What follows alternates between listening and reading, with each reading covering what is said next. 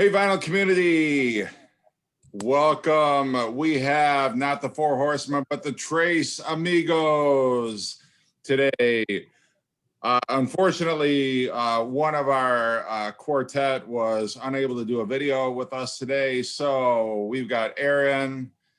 We're here, Aaron, Mutha Alamare, and Chris Propfe, Musically Obsessed. We're just going to do an off-the-cuff video. We don't have any script, any formula. We're going to talk today about 5 albums that we've been listening to and we want to share with you guys because we have nothing better to talk about. And we may veer off into different directions. We may, kind of veer from the script a little bit or whatever. I don't know. We're totally going to be flying by the seat of our pants on this video, but we all just quickly grabbed 5 albums that we've been listening to recently. Hopefully, they're all PG rated. But I love how you say there's a script too, because well, let's just say we very rarely go from a script. Yeah, well, there's no script. There's just, we have a basic outline and then we totally improvise. We're just kind of Jeff, this is just raw talent, Jeff, okay? Well, we're like the, we're like the classic jazz artists, we got the basic outline of a song and we're totally riff on it and, solo until we fall over, I guess. So, all right, I don't know. This is totally, improvised. So I guess we'll just each take turns going through our albums. What have you been listening to lately? What's on your mind? What albums have been on your turntable lately? Aaron, how about you? Why don't you start us off? Aaron, it can't be Sweet FA or Clutch. I have to put my records back. They're always on my turntable. No, I didn't pick it today, but this one here is the newest one I've gotten, and I was so happy when this came out. Nice, because I used to have this on cassette, and I listened to this so much. I was working in Utah, in Salt Lake, doing inventory, and I'd have to travel for an hour and a half, 2 hours each way to work, and I'd listen to this over and over and over and over in the car. Lost my cassette, so I haven't heard it in over 20 years. And listening to it again the other day for the first time, I remembered almost every lyric. It was crazy. And there's some bonus songs on here. They did a better job of packaging on this one. Has the lyrics inside, really small, but they're in there.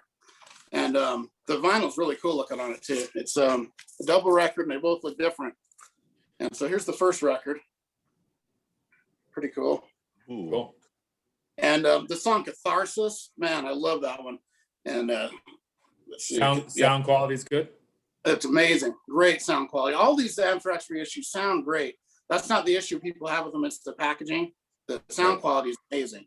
It just blows right out of the stereo. And that stuff like Catharsis, Inside Out, Crush. All these memories came back. The song on the second album, I believe it's on the second. Let's see.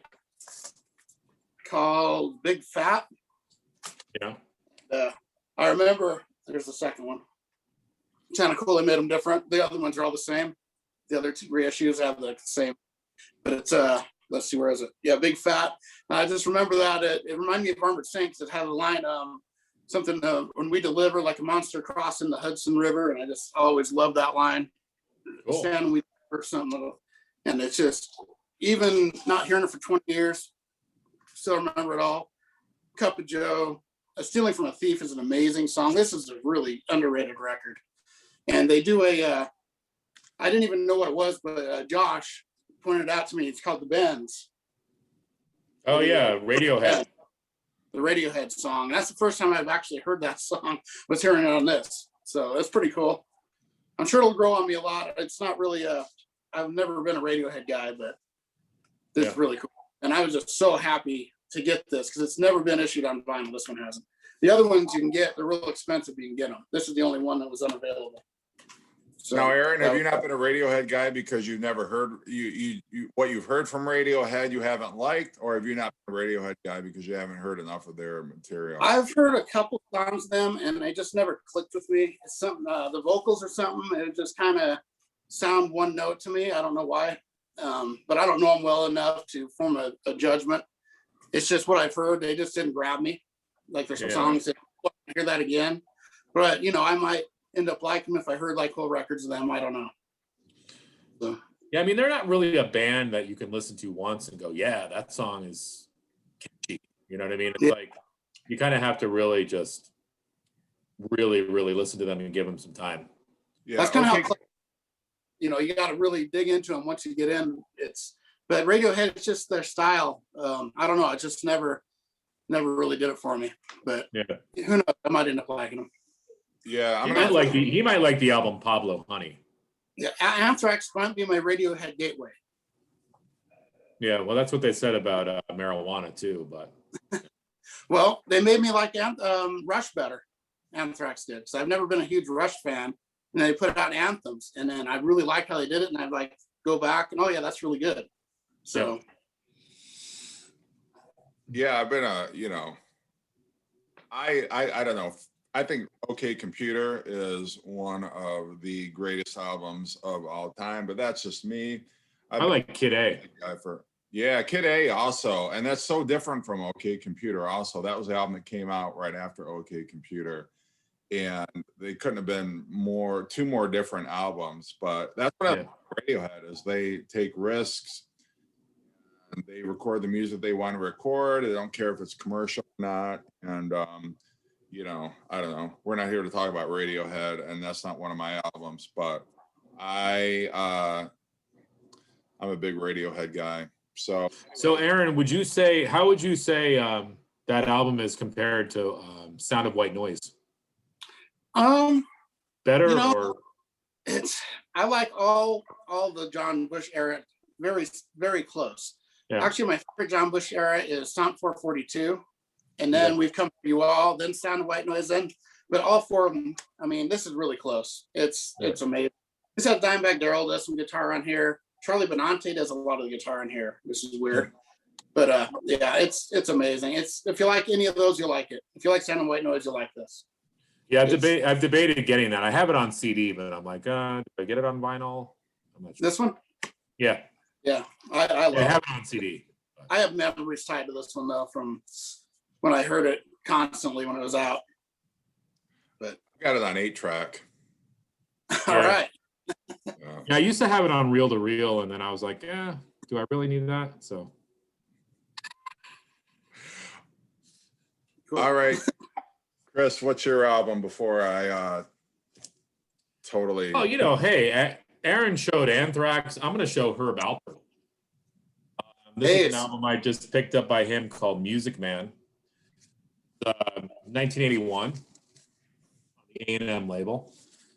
I mean, I love Herb Alpert. And I know, everybody's joking about Herb Alpert and we, Tijuana Brass and Whipped Cream and other favorites. But I mean, this guy can play the hell out of the trumpet. Now, this is 1981, so it's definitely got an 80s, vibe to it. It's sort of, it's got a dated sound, but I don't know. I'm into that kind of stuff. And I think somebody had dubbed Herb Alpert music as like the happiest music in the world or something to that effect. And, that's right. I mean, when you put on a Herb Alpert album, you can't help but smile. So I don't know. I dig it. So I'm in the process of getting all the Herb Alpert albums. I think I'm up to like 30, I want to say right now. Oh, yeah. So I just picked up Magic Man, and I like the purple color too. I figured this might attract the ladies. The purple, yeah. I don't know. So yeah, that's what I've been listening to. One of them. Didn't A&M threaten to kick him off that label if he didn't come up with something commercial? Well, I don't know, because he developed the label. He was. I know. I'm just kidding. I'm like, he's the A in A&M. So he was kicking himself off, I guess. Yeah. And you don't even need to be into Herb Alpert, but check out the documentary on him. It's really, really good. So I think you can stream it. Okay. I think me and like 5 other people streamed it. So. Okay. Yeah. I know that this wasn't really a popular choice. I'm sure everybody's now turned off the video. Oh, this is what it's going to be. Okay. We're just going to talk about Herb Alpert. Well, okay. And I promise you, my next one will be cooler. I promise you. are we going alphabetically then? Because we got Anthrax, Alpert. I don't know if I have any A's. Damn. Well, no, I do. Wait a minute. Thompson Twins. Oh, April Wine. Nice. The letter A. I'm going to go with April Wine. I just picked this album up, and there's a friend of mine, Tim Durling. He's got a channel, Tim's Vinyl Confessions. He's a huge April Wine fan. I'm not exaggerating. He has at least like 70 April Wine cassettes. Wow. I was like, April Wine. Like, I knew that the song Just Between You and Me, I'd heard that, but I didn't know much about April Wine. I always thought like, oh, well, but I didn't really know much else about them. And that's the only album I've heard by them. Yeah, they've been around since like the early 70s, and I don't think they're so much active anymore. But this has got the song Just Between You and Me, but they're a hard rock band, but this almost sounds like a new wave album. All Over Now, Future Tense, Wanna Rock. It's they're a Canadian band, as you can tell by the Montreal Canadiens jersey this guy's wearing. Yeah, Aaron, you got it. Okay, but yeah, I like it a lot. I like this album. I need to get. That's another one. Yep. That's another one that I got. This was from one of the albums I got in my crate digging episode earlier in the week, and I actually got to listen to it today, and I like it a lot. It's hard rock, but it's kind of almost like a new wave sound also. This was released in, I think it was like 80 or 81. But yeah, all right. That's a good one here. This is Harder, probably a little faster. Yeah. They're both I like good. that's got the song I Like to Rock on it, right? Yeah, that's a good song. That's an awesome song. So yeah, April Wine. I just always kind of dismissed them before, but then now I've kind of gotten heavily into April Wine, and they're actually really good. I got Animal Grace on cassette over the weekend and listened to that. It reminds me, it's got like Beatle harmonies on it. It's very melodic. It's very I'm a huge April Wine guy now. I didn't know where you were headed with that statement. You're like, you can tell they're Canadian by, and I'm like, what's gonna go? And then thank God you said the T-shirt. I'm like, oh gosh, what's gonna make them Canadian? Yeah. Because they awesome. taken on the, all of our Canadian subscribers have now click unsubscribe. Glenn Kellaway, click. So funny. Robert's on my turntable, click. No, but I like I say, and a lot of times it's just give them a chance, and I give the Canadians a chance, right? Yeah. Our friends to the north. Vinyl Guru, click. So many. There's a ton of great musicians from Canada. Oh my God, yeah. More than you think. A lot of metal guys too. A lot of metal bands too. And really Anvil. Sword. All right. So we picked 26 albums. We're now on the letter B. This I'm is still on A. about 5 hours, but that's all right. Yeah, Aaron has a 1A, 1B, 1C. I'll just stay with Canada. How's that? Yeah. So now we're on to Canadian albums. one. Okay, what's your next Canadian album? I'm gonna go pick out Teenage Head. Diamonds. One of my Nice. favorites. I love them. I played another one of their records, one before this on a Tipsy Tuesday, and a lot of people liked it. Actually bought it from that, which is cool. But this one here is really good too. This is their follow-up, and I think it might be their last album they do. And I ordered this when it first came out, and I was lucky I did because they only made 250 copies, I think, maybe 300, and you can't even get this anymore. And when I got it, I was like, well, that's weird. It's already opened, and the singer Priya Panda had actually signed it, so that was pretty cool. Nice. She didn't write her phone number on there though. Yeah, she should. Well, yeah, and then they've got has this insert here. I like how he just didn't even acknowledge that. Yeah, not even gonna. Yeah, and they sent me a flyer. You know, they obviously they just threw this in there. I don't think it came in the record. There's a Right. typo on Is there, there though. phone number on there, Aaron? No. There's a typo on the album cover, though. And then the vinyl looks like this. Oh, nice. Kind of a smoky white. Got like smoky texture. Smokey and the Bandit? Smoky texture, yes. So when you play it, it kind of just flows, you know? Oh, man. We are losing so many subscribers. Yeah, that's my smoky textured record. One of a kind. You'll never see another like it. Oh, man. Yeah, but I was very happy to get this one. And it's a good record. Yeah, I got to I don't get like them. it quite as well as their other one that I have, but this is good. It's still a rocking record. Nice. Nice. Yep. All right. Well, I told you the next record would be cooler. So this is a metal band called Atomcraft. And this is an album called Future Warriors. Now, I won this on a contest by Cloudy Milder, Andy over at Cloudy Milder.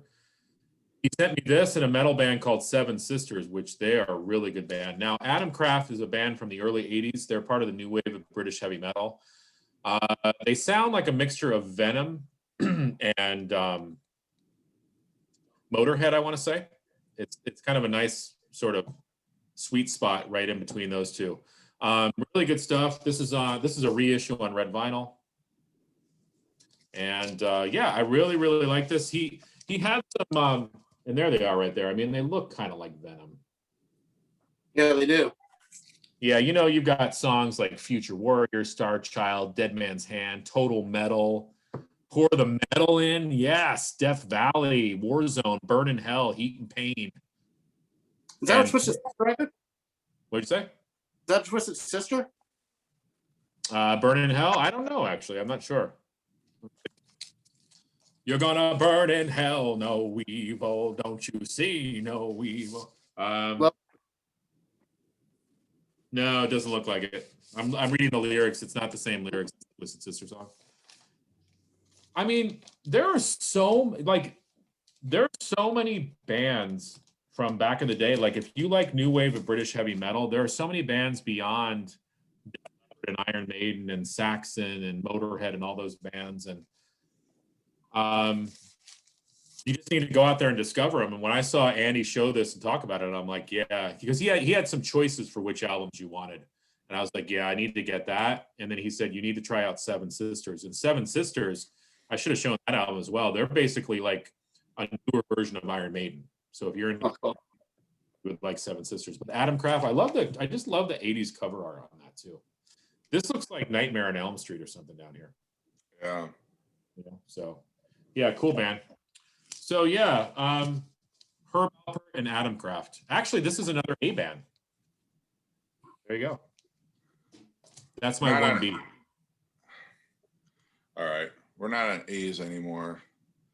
But, well, it's funny. It's interesting you brought up, because it's ironic because you brought up the new wave of British heavy metal. That is actually my next album. Genesis. Why are you laughing? Genesis. They were a new wave of British heavy metal band. Yeah, well, and Phil Collins signed this and put his phone number and his hotel room number on the back of this one. So one step ahead of you there. But no, you know, and people like make fun of me because I am, not only do I like the Peter Gabriel era of Genesis, but I stand very solidly behind the Phil Collins era of Genesis. And that's a good album. I love this album. Well, and it starts out, you know, because people think, oh, you know, Phil Collins is so light, it's poppy. But the first track on here is Mama. And it's such a dark, you know, Phil Collins is channeling Lucifer. Right. Ha ha ha. It's their satanic. I mean, you know, whatever. Make fun of it if you want to, but I think it's so cool. I saw them on the Invisible Touch tour, and they opened their set with Mama. That was the first song that they, and it was so cool to see it live. But this also has, you know, Genesis used to be a progressive rock band, but somewhat progressive. I mean, I'm not gonna, you know, pretend like Home by the Sea and Second Home by the Sea is anything like Musical Box or, you know, the stuff from Lamb Lies Down on Broadway. But it is still very cool. I love this. It's got Just a Job to Do, Silver Rainbow, which I think is a deeper track, but I don't know. You know, I was in like 9th, 10th, 11th grade. This album, I love this album. The videos were on MTV, but I don't know. I've always had a soft spot for this album and Genesis in general. And, you know, I don't know.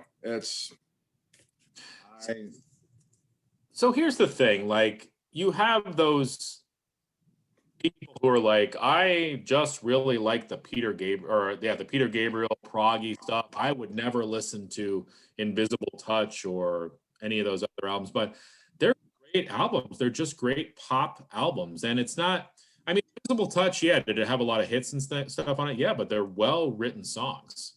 Mm-hmm. They did keep, like you were saying, they did keep some sort of like a prog element to their music. I mean, it wasn't like Lamb Lies Down on Broadway, but they did keep the prog sound though. And I think, I forget who I was talking to about this, but I feel like Genesis was one of those bands that they slowly changed their sound. It wasn't like overnight they came out with Invisible Touch. Like, they slowly changed their sound. So by the time Invisible Touch came out, they're like, everyone's like, oh yeah, I knew we were going to get to this. So I don't know. I think their 80s stuff is good as well. Yeah, no, I do like it. And like you say, there was an evolution. You know, Peter Gabriel left, and then they did 2 albums, and Steve Hackett left. And Right. Duke, which still has progressive elements, and then Abacab. Yeah. This is a very polarizing album. I think it's a fantastic album, but I'm just on the comments I've gotten, people either like that album or they think it totally sucks. But you know, Genesis, that album I think is great. Right. And I respect the fact if you were a Peter Gabriel fan and you like that era of Genesis and then you don't like that, I mean, I understand that because it's almost like 2 different bands, but I don't care. Yeah, but there was an evolution though. Yeah, it was a gradual, people say, you know, maybe softening of their sound, or maybe they sold out a little bit, or they got a little bit more commercial, but I don't care. It's a pop. I don't want to say masterpiece, but it is a great, solid pop album. I think Phil Collins' voice and Peter Gabriel's voice, especially in the early days, were very similar. Yeah, Trick of the Tail. I mean, you could fool me that, you know, it's not Peter Gabriel singing on some of those, you know, Squonk or, you know, any of those, you know, tracks.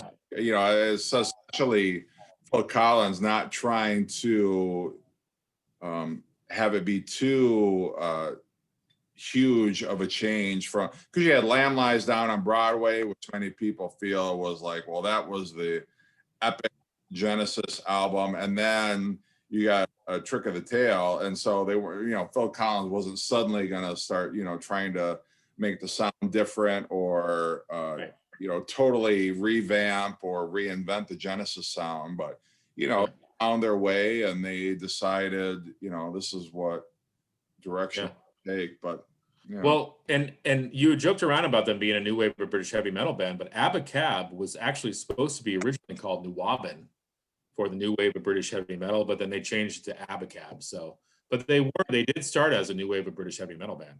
I think they actually did Saxon's first tour with them. Did they? Okay. Yeah, they opened up for Saxon, and I think Iron Maiden might have covered one of Genesis' songs as a B-side. Well, and I think after Peter Gabriel left, I think Rob Halford was one of the singers they auditioned to replace Peter Gabriel. Right. And I was trying to keep a straight face. I just couldn't do it. Yeah. Yeah, there are demos of Peter Gabriel singing on the Iron Maiden album Killers before Paul Di'Anno got on board. Those demos are very, very interesting to hear. Yeah. All right, Aaron, keep us on the straight and narrow here.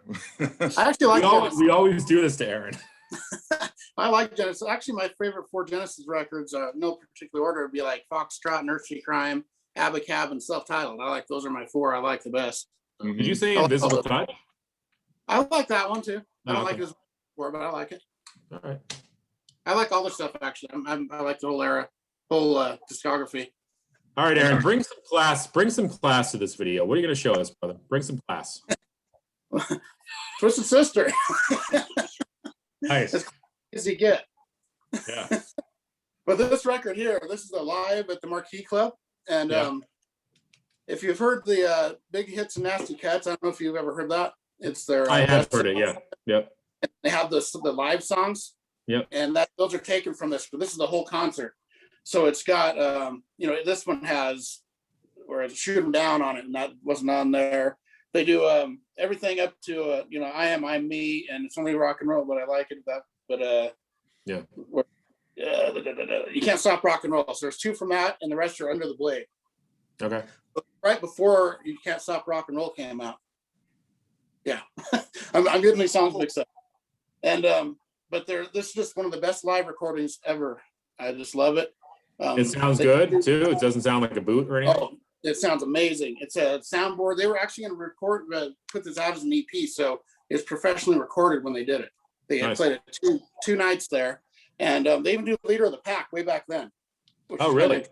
Yep. That came out on Come Out and Play, right? Yeah, but they had been playing it for years before Come Out and Play. I mean, that was just kind of one of their staples of the live shows that they've done for years and years. And it sounds really good on here. It's actually better than the studio version. But these songs sound better.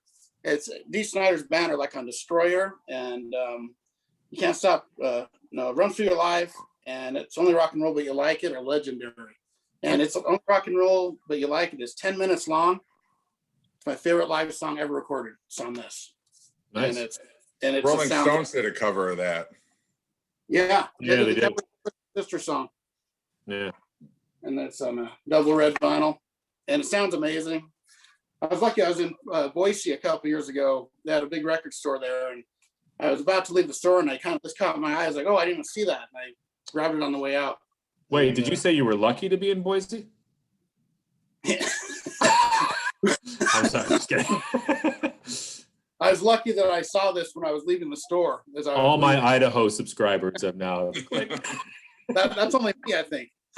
Okay. Yeah. You probably have some Idaho subscribers. There's a million people. I have nothing against Idaho. Listen, I live in Poughkeepsie, so Yeah, but that's just a great record. And if you ever come to visit, that'll be one of the first things I play. While we're in the hot tub. Yeah. Nice. Yeah, there you go. It's rock and roll, but you like it. I need to get more Twisted Sister. I have Under the Blade on vinyl. I have You Can't Stop Rock and Roll. I've got all their CDs, but I need to get more vinyl. Yeah, I actually have the MoFi of where is it? Of this, and it sounds great. Stay Hungry, nice. Yeah, it's one of the only metal MoFi. Right. They don't have a lot, but it sounds great on there. And they're pretty cool. Well, I could be really cool and say I've been listening to Ravi Shankar. And I actually have been listening to Ravi Shankar. Love this kind of stuff. But I'm not going to show that album. I'm going to show some Sam Hain. Final Descent. Now, according to JC, JC is not on this video right now, but he is here in spirit. He told me that this album was never officially released. And he's right, because this is a bootleg on gray vinyl. But this was Sam Hain's last album before they formed into Danzig. So you've got Eerie Von and on this album playing bass. Here's Glenn right here. And you've also got John Christ playing guitar on here. Now, John Christ went on to be in the Danzig band. So did Eerie Von, didn't he? Eerie Von as well, yeah. Did Chuck Biscuits play on here? No, Chuck Biscuits did not play on here, but Chuck Biscuits did play on some Sam Hain stuff. Chuck Biscuits comes from DOA, the Canadian punk band. Chuck Biscuits also played with Black Flag as well. This is a great album. You can kind of see where they were sort of changing their style and turning into Danzig. This also includes the Unholy Passion EP as well. So Not a lot of people. Most people know either the Misfits or they know Danzig, but they don't know that middle band, Sam Hain. Sam Hain brought sort of like a goth element to their sound, but Danzig is in great voice. This is not my favorite album by Sam Hain. My favorite album is an album called November Coming Fire. So if you see that, I have a boot of that as well, because the original pressings of these albums, they go for like close to $200 a piece. But anything by Sam Hain is good, but I've been digging this album, but my favorite is November Coming Fire. I still have to hear them. I'm a huge Danzig fan and a huge Misfits fan. I've never heard Sam Hain. It's really weird. Yeah, it's cool. It's like you can definitely, it's a total, like, it's like the middle ground. Like if you took the Misfits and Danzig, it's like that perfect middle ground sound. And I would like really good stuff. Yeah. So yeah. That's why I'm all messed up, because I've been listening to Herb Alpert and Sam Hain and Ravi Shankar. So I've been and Anne Murray. I'm just like all over the place. Well, and I've heard it pronounced two different ways. I've heard it pronounced Sam Hain, and then I've heard it pronounced Abacab. Yeah. Whatever. But well, Abacab, yeah, I think, yeah, you're right. I think that's the pagan pronunciation. Yeah. Fair enough. Well, it's interesting that you showed that punk album, that hardcore punk album, because my next album happens to be also hardcore punk. Fleetwood Mac, Tusk. That is the very punk album, I believe. Yeah. Well, and people, this album has always had the reputation of, well, it wasn't Rumors. It's a double album, and people have always kind of been like, well, it doesn't sound like Rumors, and this is one of the worst double albums ever, or the worst follow-ups to a classic album ever. But I disagree. I love it.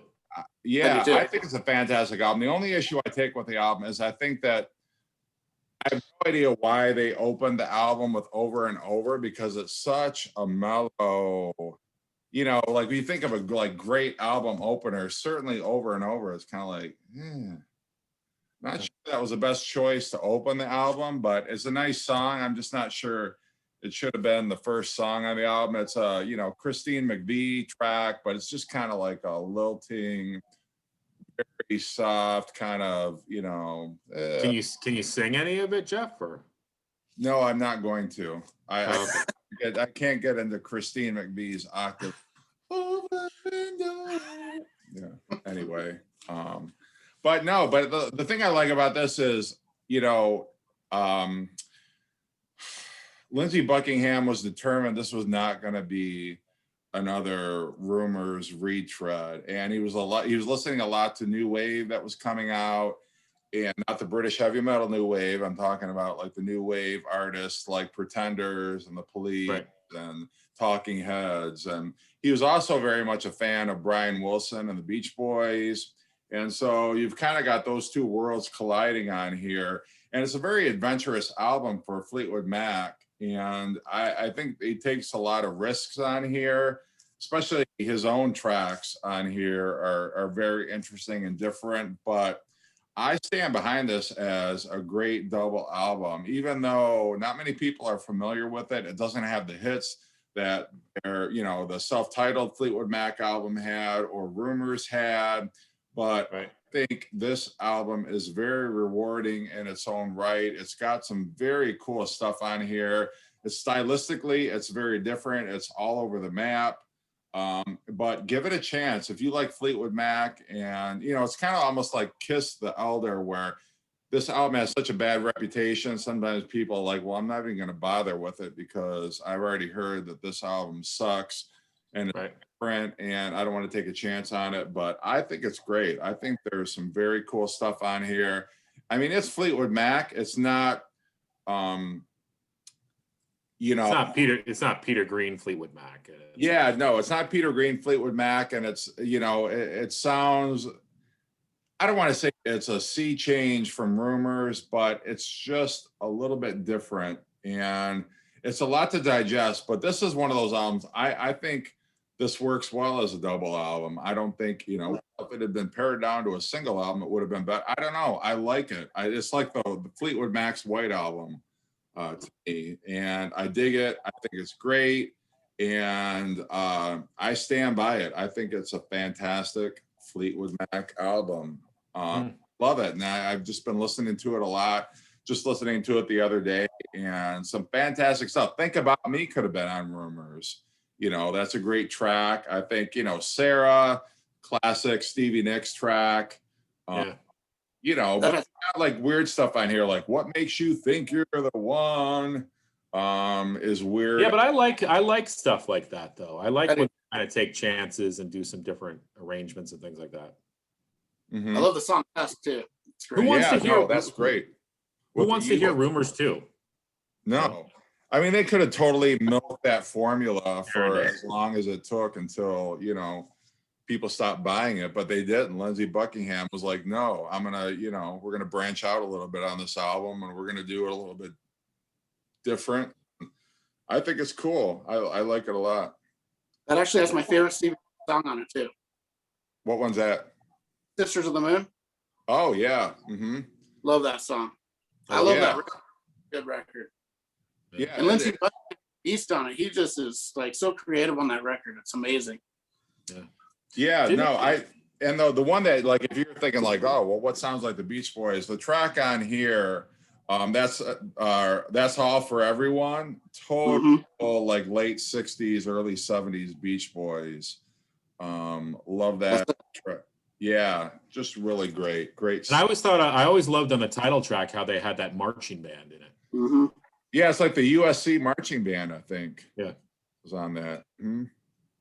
Yeah, I love that record. I would like to hear Rumors too, just to hear what it would have been. But I love Tusk. I think it's a great record. Yeah. All right. Well, Aaron's turn. To you, Aaron. Me? Oh, well, I was gonna pick something else because I got Sweet FA sitting here, I got Cliff sitting here, but I'll go with this one I always show. I'm gonna burn this into everyone's skull because this is such a great record. It's amazing. It's Eagles of Death Metal, Zipper Down. But this album, I bought this for my stepdad. He's like, he's an artist. He likes music, and he actually liked it a lot too. It's hard rock mixed with some funk. It's almost like dance music in a way, but hard rock style. And the version of Save a Prayer, that Duran Duran song, is just amazing on here. Skin Tight Boogie is just gets you moving. It's so good. Complexity. It's one of my favorite songs ever. I just love this record. And I've never really seen this in a VC except for me show this. I guess I like the oddball records there. But this is only a few years old, 2015. Okay. So it's fairly recent. And they put this really cool book in here too, with the lyrics really big so I can read them, which I love. And I've shown this before, but and they kind of make fun of themselves. They're Star Trek there, and then it's just a 2-member band, Josh Homme and Jesse Hughes, and they're amazing. Amazing record. Love that cover. Yeah. They're 2 boobs, Yeah. Nice. Yeah, it's a great record though. I would recommend this to anybody that likes hard rock or alternative or just anything that's a little different. Even if it appeals to everybody. The cover kind of throws you, but I'd recommend listening to this with like a girlfriend even, and or your best friend drinking. It appeals to everybody. It's such a great record. So what if you don't have a girlfriend, Aaron? There's a song called "Oh Girl." Oh, okay. I'll have to check that one out. Yeah, no, this album is just totally amazing. I saw you flipping through and you passed this like, oh, Jeff, buy that. One of those record stores when you were flipping, and I was. Oh yeah.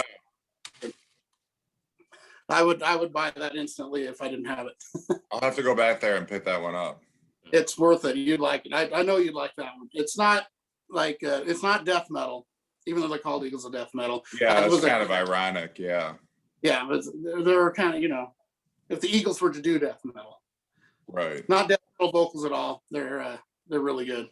So. Oh wait, the Eagles didn't do a death metal album? That was the follow-up to Desperado, wasn't it? Yeah, didn't Don Henley do did Corpse Paint? On the Border is totally a death metal album. Yeah. Huh. Okay. Yeah. I'm not going to show the album that Kate gave me, the Indigo Girls One Lost Day. I'm not going to show Aaron's Greg band, or I'm not going to show the album by Queens of the Stone Age that Aaron gave me that I've been listening to. I'm not going to show the MOD album that JC gave me. I'm going to show the album that Jeff gave me, Ray LaMontagne. My collection got cooler when this album got added to my collection, Supernova. This is the only thing I know by Ray LaMontagne, and Jeff picked this out for me because this was the album that he told me sounded a lot like early Pink Floyd, Sid Barrett type stuff with some Van Morrison mix in, and he was exactly right. Nice. I love this album. I put it on. I didn't know what to expect, and I'm listening to it going, damn, this album was good. So it's a perfect album. Like if you're getting up in the morning and you want to have your nice cup of coffee, it's on, and it's a mellow, chill record, and just really good stuff. So yeah, I've been spinning this quite a bit. Yeah, I saw him on that tour, actually, and that's a fantastic record. If you like early Pink Floyd, I'm talking like Sid Barrett, like up through, like the Metal album. Yeah.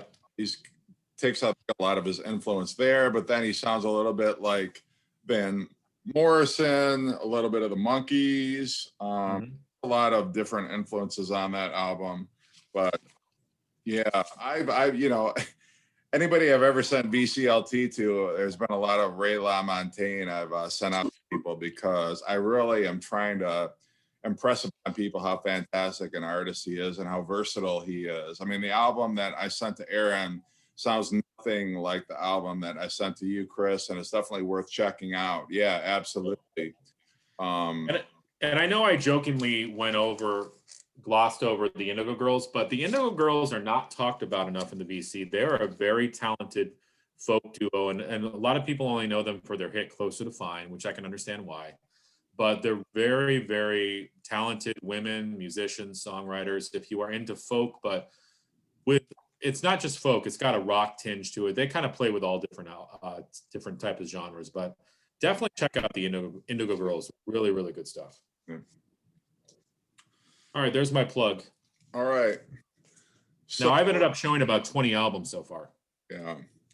So this is an album, and it's an album that I picked up today. It's during a crate digging episode that I haven't yet posted on my channel yet, but I picked it up today. And this era of this artist has always intrigued me because I know it's so different from the music that they're known for, but I picked this album up today, for Flush the Fashion. And as not only a hard rock fan, I like hard rock, I like heavy metal, but I also like new wave. I like quirky stuff. And I feel, I hadn't heard this song in a while, but I was listening to this today, and the song Clones, We're All, damn it, that is a fantastic track. I love the shit out of that song. This is an underrated album. I love this album. And it's so interesting because each song flows into the next. There's like not any breaks between the songs. And like, oh my God, like it's not so different that like if you like classic Alice Cooper, you would still like this because it's got heavy elements to it, but it's got kind of that new wave sensibility about it. And, the fact that, well, yeah, Alice Cooper's got short hair and he looks like Gary Newman a little bit, but I don't care. This is a great album, and I am so glad I found this today and listened to it. And they're just catchy freaking songs, like Nuclear Infected, Model Citizen is great. The whole album is so good. I don't know why people knock it. Yeah, I don't know. I think it's fantastic, and I applaud him for, I love how it says Alice Cooper 80 here. That's just, I love seeing 1980 on like an album. It's just awesome. Yeah, it's like a new decade, a new sound, and we're gonna, take a little. Right. Well, now you need to get Zipper Catches Skin, And you passed over that album, I think, in one of your videos.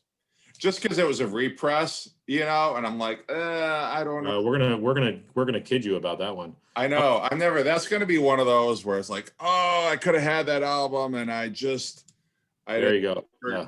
Yeah, I know. What was the other one? There's you've got, what was the other Alice Cooper album around that time? That's Dada. Not Dada. It's got like he's pull out the other 80s albums there. That's the one. Yeah. Oh, yeah. I think that was a cool period of Alice Cooper. I feel like he needed to do that because it's like, all right, he's did the whole shock rock thing. And this was before he got into the 80s hair metal thing. So I think those albums were really cool. I'm not a big fan of Dada, though. I don't really like Dada that much. Wasn't that his first record? No, that was yeah. No. Dada was, I think, the first album of this change in style, I think. Yeah. I don't really like the album though. No, his first album was called "Pretty's for You." Yeah. And that was on the Frank Zappa label. I used to have Dada on cassette. And then came Easy Action, which was also on the Zappa label. And then he did Love It to Death. That's when he brought Bob Ezrin in. Yeah. So that's anyway. I actually, it's ironic because I actually found it on cassette over the weekend, and then I'm like, oh, I actually found it on vinyl, and I'm like, I am not going to pass this one up, and picked it up and listened to it. Such a great album. It's a great album. Yeah. Like, damn it, you know. So yeah, I've been picking up a lot of Alice Cooper on vinyl. I got $1 Billion Babies last week, and so anytime I see Alice Cooper on, I'm gonna grab it now. A lot of people don't know this too, and I'm being serious right now because I know I joke around sometimes. But Donovan, he sings on $1 Billion Babies. Does he? Yeah. Yep. I think he sings on the title track, I want to say. Okay. One of the tracks on there he sings on. Yep. And you can clearly hear his voice. Very cool. Yeah.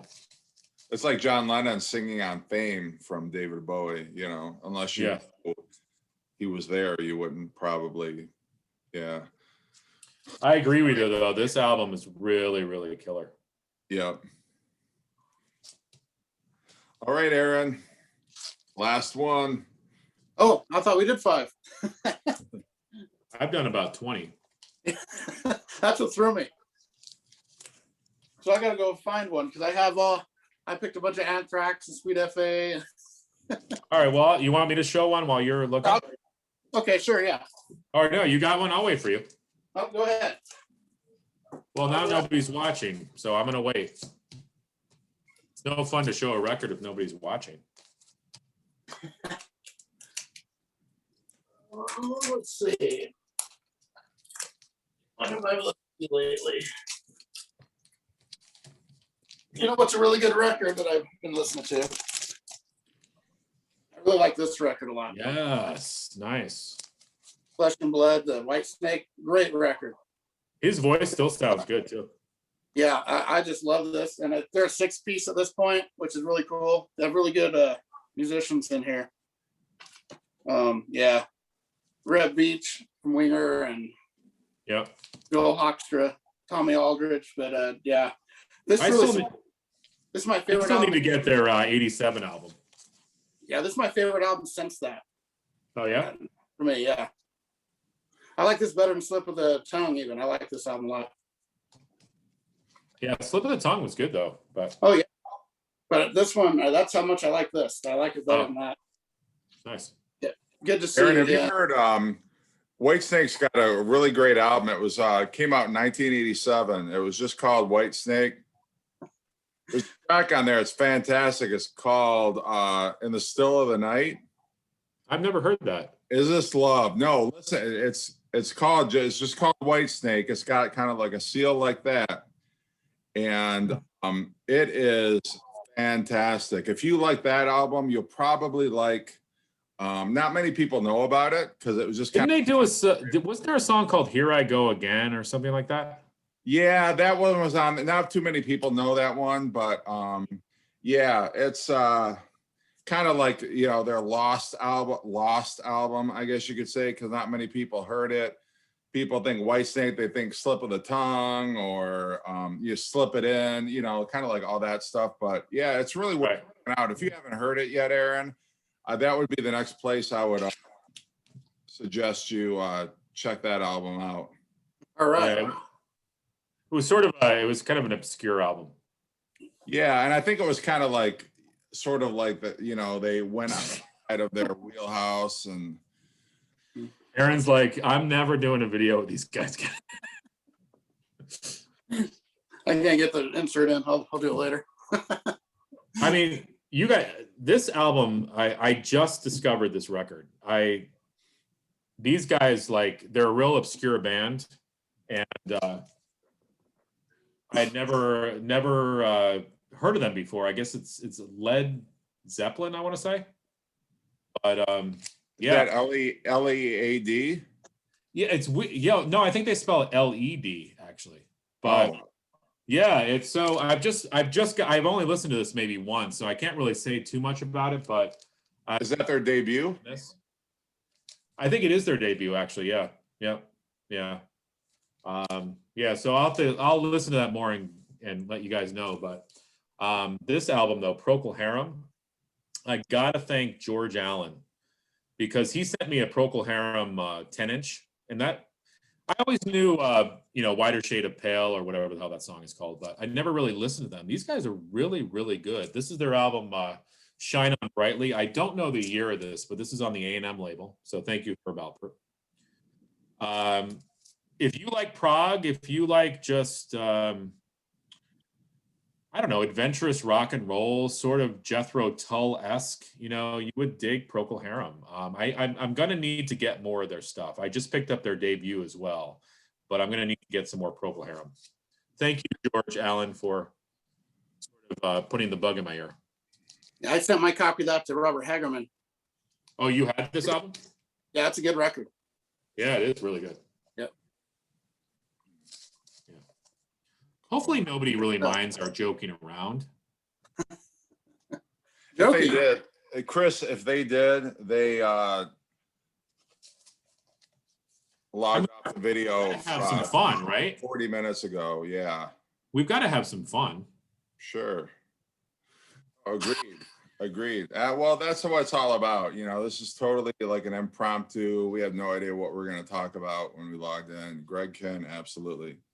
Thank you, Aaron Mutha Alamare, because these guys. Now, wait, is it so? Greg Kin is like the guy in the band, right? But they're called the Greg Kin Band. Yeah, he does a couple just under the name Greg Kin, but most of them are the Greg Kin Band. Okay. Yeah. Really good stuff. Love these guys. Never heard of them before. They were my favorite. The Beatles were my first favorite artist, and in my early teens, Greg Kin was my favorite artist for about 3 years before I got into ZZ Top, and then I got into Megadeth, and then Kiss, and then Clutch. But yeah, Greg that's Kin, that's like the 5 degrees of Kevin Bacon right there. Yeah, it's an odd progression, I know. Yeah. Well, it's interesting you brought up ZZ Top, because this album was my gateway into ZZ Top, and it's an artist not many people are familiar with, and yet people who know, like, they know, and they're like mega fans. And I mean, some of you already are like, okay, I know exactly who he's talking about. That is a creepy album. When you played a song sample from that today, I was like, oh my God. But listen, okay. So anyway, so I did a video on this, and because we're playing loose and fast, there's a track I have not played on this that I am dying. I am itching to find out what the hell it sounds like. And that is Ballad of the Lady in Hell. Wow. And so I'm going to do is I got to hear it, guys, and this is my channel, my video. I have to know what the Ballad of the Lady in Hell sounds like. So are you guys okay if will you guys help? Yeah, dude. I got to find out what the hell is. This is just Jeff wanting to show off his CD collection right here. You realize that? What's You guys have Waybeat on CD collections. Yeah. I'm waiting for him to pull out. He's going to find some way to show his cassettes too at some point here. So it's a poetry album. And that's the thing. Like Aaron, I don't think you saw the video yet, but this guy reads poetry, and he used to work for NBC or something like that. And so I'm dying to find out what the hell this track sounds like. Now, hopefully we can hear this, because I know the last time you tried to play music, we couldn't hear it. Well, that's because it might have been copyrighted. I don't know, but slammed the door of the drafty hall, and all hell gazed on a woman, small, defiant, though tortured, with mouth still sweet with mortal caresses at Satan's feet. The devil is fighting, though he plays to win. Just what, he inquired, was the lady's sin? The first fiend bent low. She was one man's wife. She loved two men dearly through half her life. And the second fiend spoke. Though she sewed straight seams and swept her floor clean, still she dreamed her dreams. She bore one man's children, the third fiend said. She pledged him her soul, but her soul is dead. Okay, so now seriously, Jeff, I'm not joking about this. I need to get this record. That is freaking awesome. And I'm not kidding. Like, that sounds awesome. I need to get that. though she swept her floors clean, deep inside her heart, she had nothing but lust for two men. Now, who is this guy? Was he a minister or something? So it's okay. So it says Jack Pyle is a veteran of over 20 years in radio and television, most of which has been spent in Philadelphia. Currently, he is doing the morning radio show from 6 a.m. to 10 a.m. over at WRCV, the NBC affiliate. And so I don't know, like for some reason, but the point I made on my video is like, this guy is like in the dark shining a flashlight on his kid's, some kid's face. I'd like to believe it's his own kid. However, he might have done a home invasion and or some. So that is just messed up. When I heard that, the first thing I thought was, is this the start of a Rob Zombie song? Yeah, that's Too late. I need to get that record. I want to go back through the star-chained gate this to is. dream the old dreams that I cherished when I knew but one. But it's like this guy and this fucking this guy in Oregon, like in the background. It's like, Yeah, who's playing the organ? yeah, it's like you're in a haunted house or something, I guarantee it's Brian Wilson in the back playing the organ. Yeah, it's so bizarre, and I don't know. You gotta get, this might be some BCLT for you, Chris. I've been listening to a lot of Rod McCune, who basically is spoken word poetry too. So I really like that stuff. Yeah. But all right, well, let's each show the two albums tonight that were polar opposites that we showed. You guys, can you do that? Out of all the albums you showed tonight, do you have two that are polar opposites? yeah. Mine are, Can you beat this though? no. Can you beat Sam Hain, Herb Alpert?